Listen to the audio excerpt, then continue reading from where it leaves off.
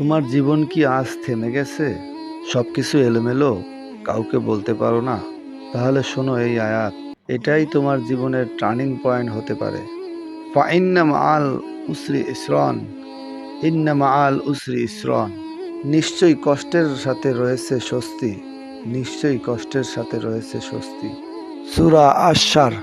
তোমার দুঃখের রাত শেষ হবে ইনশাআল্লাহ। আল্লাহ জানেন তুমি কষ্টে আছো, তাই এই আয়াত তিনি নিজেই দুইবার বলেছেন শুধু তোমাকে আশা দিতে। হতে পারে আজ কষ্টে, কিন্তু কাল হয়তো রহমতের দরজা খুলবে। তাই ভাই ও বোন, কখনো হাল ছেড়ো না। আল্লাহর কসম, কষ্টের পর আসে সহজই। এই আয়াত তোমার মনে গেঁথে রাখো এবং কমেন্টে লিখো, আমি আল্লাহর উপর ভরসা রাখি। শেয়ার করো এই আয়াত যেন কারো জীবন বদলে যায়।